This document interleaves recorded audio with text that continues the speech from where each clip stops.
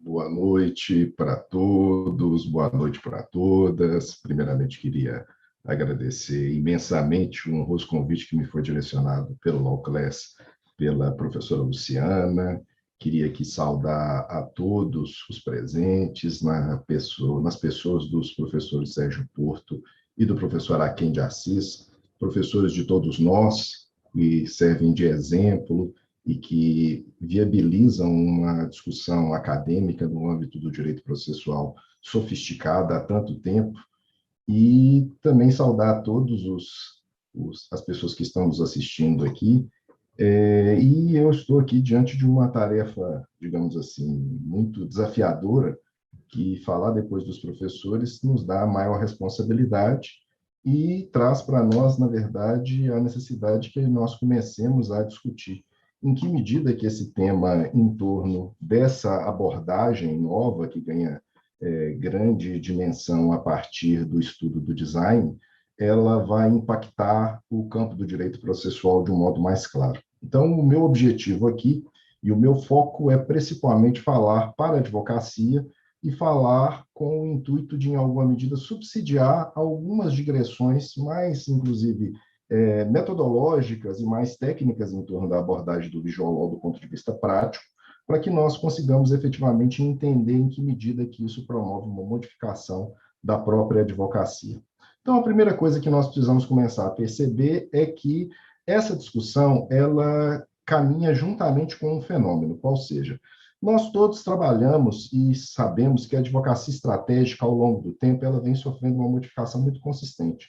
Como os professores Sérgio Porto, o professor Aquém de Assis e o professor João Paulo Foster já fez alusão anteriormente, a questão de uma advocacia estratégica ela está umbilicalmente ligada a um conhecimento especializado. Então, o que as novas tecnologias, em alguma medida, vão trazer, na verdade, é uma ruptura, é uma virada em torno do próprio modo como nós desempenhamos a nossa atividade como advogados, mas isso não pode prescindir, sem dúvidas, da necessidade que nós tenhamos e mantenhamos um autoconhecimento especializado, no que diz respeito à própria elaboração das argumentações, que nós tenhamos uma estrutura argumentativa sempre clara, completa, concisa, ou seja, isso não muda com o ambiente e com a utilização das abordagens do visual law. Nós temos uma grande novidade, em especial a partir do final da década de 90, início dos anos 2000, e para nós do Brasil, isso se torna mais evidente com a digitalização massiva dos processos que nós vivenciamos e que nós atuamos, e que nos permite um novo tipo de advocacia, que é a chamada advocacia aumentada por tecnologia, que é uma advocacia principalmente data-driven, ela é dirigida por dados, na medida em que as escolhas estratégicas dos advogados elas deixam de ser tão somente escolhas a partir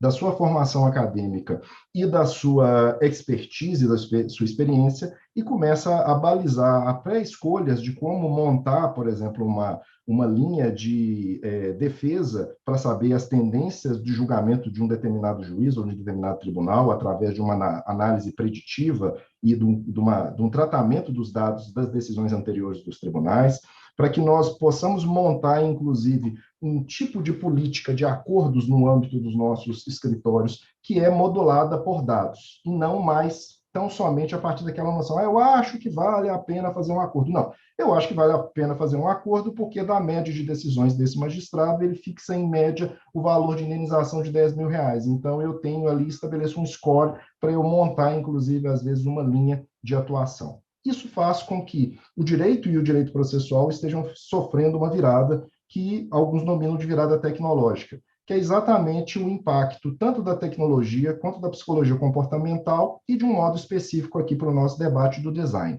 Ou seja, eu vou começar a me valer do design, e especialmente do design comportamental, para saber como tornar a minha informação mais funcional para o meu caso, no caso do advogado, para o juiz. E isso, obviamente, induz uma mudança um tanto quanto consistente. A primeira delas é a de se perceber que nós, então, precisamos começar a perceber que o visual law nada mais é do que uma derivação de uma tendência não somente de se promover uma simplificação da argumentação, não. O objetivo principal do visual law é oferecer funcionalidade para a informação. É óbvio que, em algumas situações, o plain language, ou seja, a abordagem de simplificação da argumentação é importante, Mas para nós, como advogados, e para os juízes, para que os juízes não encarem, inclusive, a nossa argumentação e a própria emprego da técnica do Visual Law como uma mera simplificação, como uma infantilização, inclusive, do argumento em prol do juiz, o que nós precisamos perceber é que nós precisamos potencializar o nosso contraditório como garantia de influência e não surpresa e dar a maior funcionalidade. Para tanto, nós precisamos buscar subsídios do design thinking, do legal design, para ter uma abordagem centrada no ser humano, começar a estruturar petições e argumentações até em tela que sejam prototipadas, buscando maior funcionalidade da informação, e, por óbvio, nós precisamos perceber a absoluta necessidade de uma interdisciplinariedade. Ou seja, o design deixa de ser e cumprir um papel meramente estético, como ordinariamente as pessoas da área do direito acreditam que seja, e ela cumpre uma finalidade de oferecer funcionalidade para a informação. E isso induz um amplo conhecimento do design. É um conhecimento teórico e pragmático de como o design funciona. E que o bom design, inclusive, é o design invisível. É aquele que induz uma determinada leitura e induz uma determinada percepção da informação que agrega para que, obviamente, o seu leitor precípio, a sua persona, o seu destinatário, que é o juiz, absorva aquela informação com maior precisão.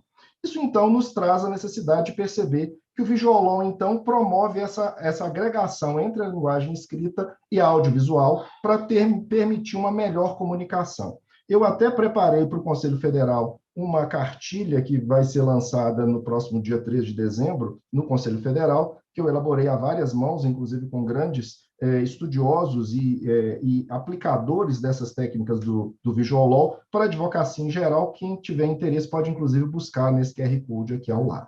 Só que percebam, o que nós estamos diante? Nós estamos diante de uma percepção muito evidente. Qual? Nós mudamos o modo como nós nos comunicamos a partir do momento em que a gente lê em tela.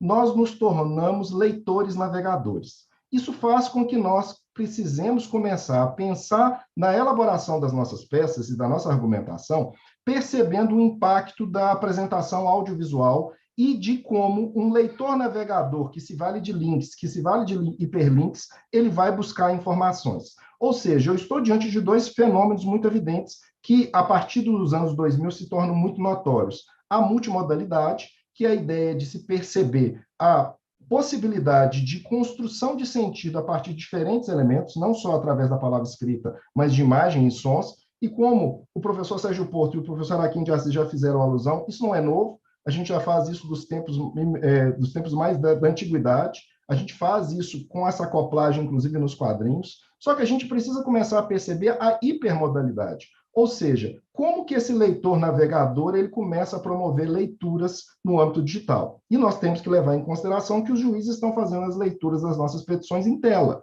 Eles não estão mais fazendo uma impressão das petições, a leitura. A gente tem que pensar como que você lê em tela e automaticamente promover uma adaptação em relação a isso. Só a título exemplificativo, eu pego aqui um site de notícias, como, por exemplo, o G1, e você começa a perceber como que o design de leitura construída por uma página web, ela se modificou ao longo do tempo.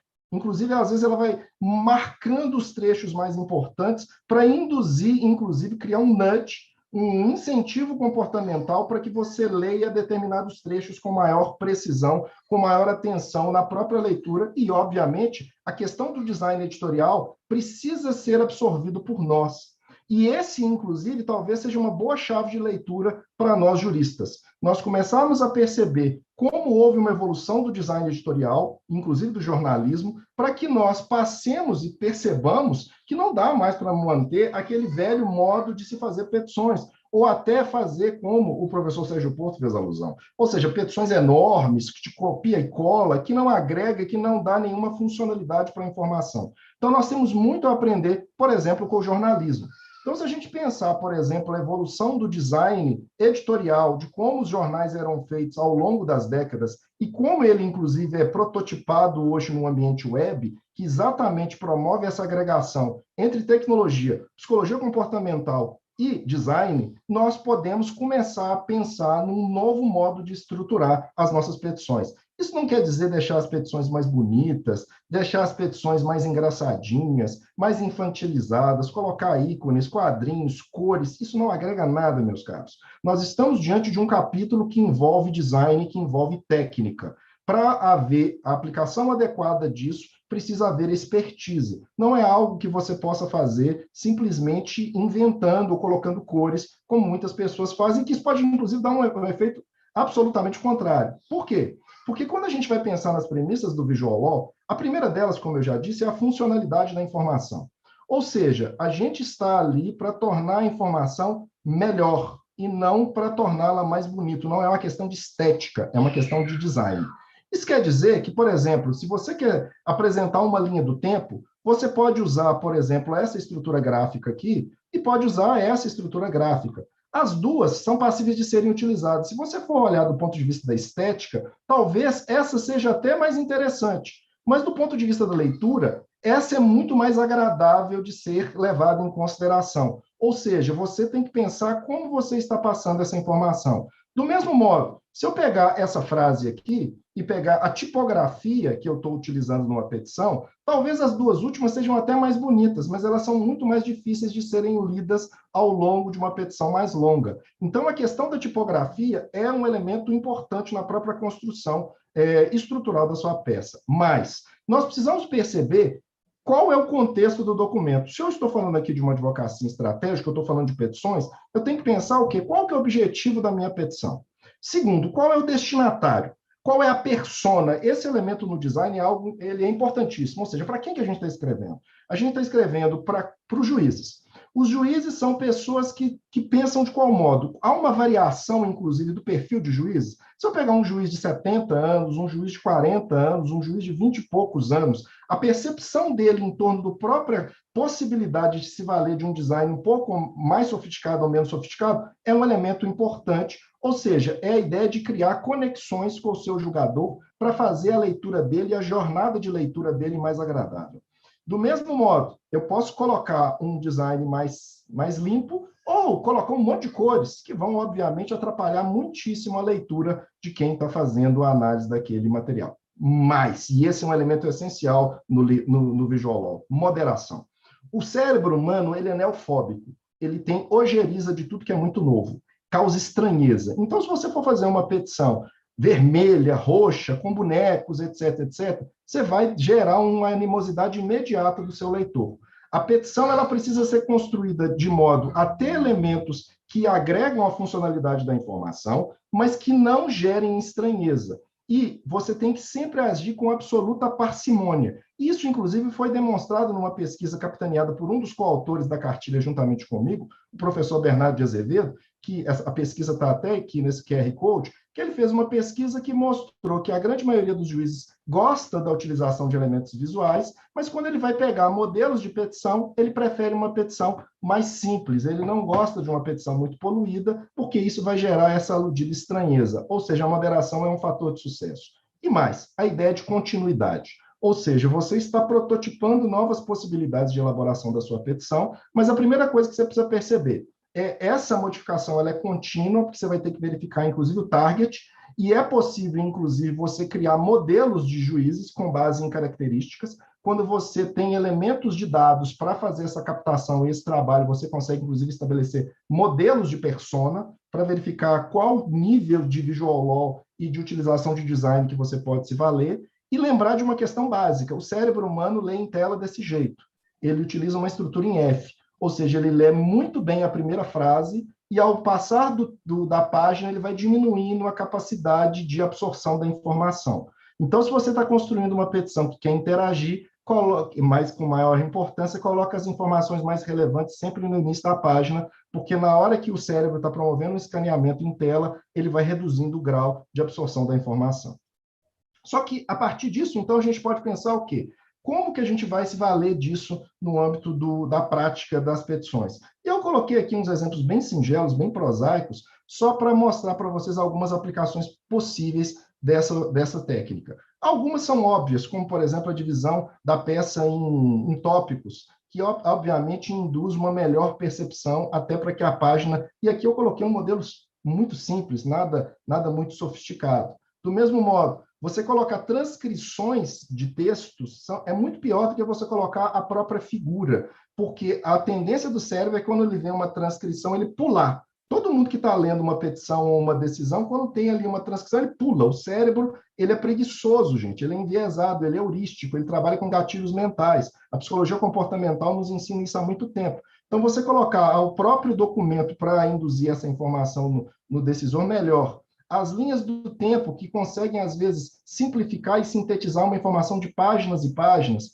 Você, às vezes, simplificar numa única lauda um memorial de uma única página na qual você coloca ali os elementos, por exemplo, os embargos de declaração, no qual você vai apontar para o juiz com objetividade quais são os possíveis vícios do 1022 que a peça possa vir a ter. Se é uma peça longa, às vezes você faz uma síntese dos argumentos, de modo a facilitar que ele, às vezes, na leitura inicial ou final da peça, ele já tem uma noção dos argumentos mais essenciais a serem desempenhados. Uma transcrição jurisprudencial, se você coloca em destaque o elemento mais importante daquele julgado, você também chama a atenção do seu julgador. Ou seja, a ideia do nudge, a ideia do incentivo comportamental, é algo que pode ser trabalhado juntamente ao design para induzir uma melhor informação. Do mesmo modo, nós estamos diante da virada tecnológica com a necessidade e com a utilização cada vez mais comum de prints.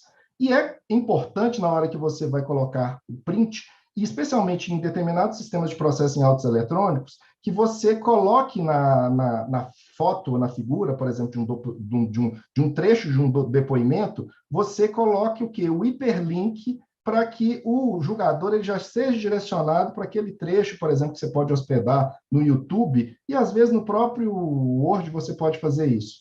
E um elemento muito importante, não dá mais para usar print screens sem a apresentação da informação a partir dos seus metadados. Então, por exemplo, eu peguei uma figura aqui que o Lewis Hamilton colocou na semana passada, e dela eu extraí os metadados aqui. Você só clica com o botão direito, ele então te dá o mapa dos metadados e com isso você mostra que não houve uma adulteração digital da informação e a partir de agora eu tenho certeza que os juízes vão exigir cada vez mais o uso da apresentação dos metadados e às vezes até relatórios de determinadas law techs, como por exemplo a Verifact, que cumprem um papel muito superior, inclusive, a das atas notariais, que só dão, às vezes, uma noção muito singela de como você ali está apresentando. Ou seja, existem várias técnicas, tópicos, cores, imagens, cores sempre com parcimônia e sempre levam em consideração as próprias cores mais singelas, a própria paleta de cores do seu escritório. Ou seja, você tem que tomar um cuidado. Não dá para fazer petição vermelha, roxa, bonina e etc. Isso causa... Petições não são revista. Petições são para otimizar a informação. Ou seja, nós estamos diante na qual a advocacia aumentada por tecnologia ela é uma forja entre tecnologias simples como essas do design, que aqui nós estamos momentaneamente falando, tecnologias mais sofisticadas, como modelos de IA para captação, tratamento, extração de padrões, para fazer analytics, para auxiliar numa série de atividades decisórias, como apoio à decisão no âmbito da advocacia estratégica, para fazer, inclusive, uma pesquisa jurisprudencial através de análise semântica e não booleana. Ou seja, nós estamos diante de um caminho muito a ser seguido. Especialmente para o Visual Law, eu tenho alguns aplicativos simples, como o Canvas, o Word, o Prezi, que inclusive eu estou usando para fazer essa apresentação, e o próprio PowerPoint, que podem ser utilizados. E se você, porventura, não tiver, às vezes, um conhecimento muito consistente do design, é muito importante que o jurista cada vez mais se preocupe em se arvorar e se aproximar dos profissionais dessas outras áreas. O profissional e o advogado cada vez têm de se tornar alguém aberto à multidisciplinariedade no âmbito da advocacia estratégica. Ou seja, nós estamos diante de um tipo de advocacia que deve e que vai exigir cada vez mais de nós, no sentido de um conhecimento cada vez mais aprofundado do direito, ou seja, não dá para acreditar que o profissional do direito agora é um cara só das soft skills e que isso basta. Não, a gente precisa de hard skill, a gente precisa de ter conhecimento profundo de processo, conhecimento profundo de direito civil, direito constitucional, etc., etc. Mas, obviamente, nós não podemos ficar parados no tempo e, a partir do momento em que a nossa interação com os juízes se dá principalmente em tela e, às vezes, a própria presença ela é inviabilizada, vide a própria ocorrência da pandemia, e que nos obrigou a todos, os advogados, a estar diante dos juízes em tela, a gente pode e deve se valer de mecanismos para tentar otimizar a apresentação das nossas informações. Eu deixo aqui para vocês aqui o meu QR Code, mais uma vez a possibilidade de vocês baixarem essa cartilha gratuitamente, com uma série de aspectos, algumas indicações bibliográficas e o meu agradecimento. E se alguém tiver alguma dúvida, pode me procurar, inclusive nas redes sociais. Estou em todas, menos no Tinder e no TikTok. Muito obrigado.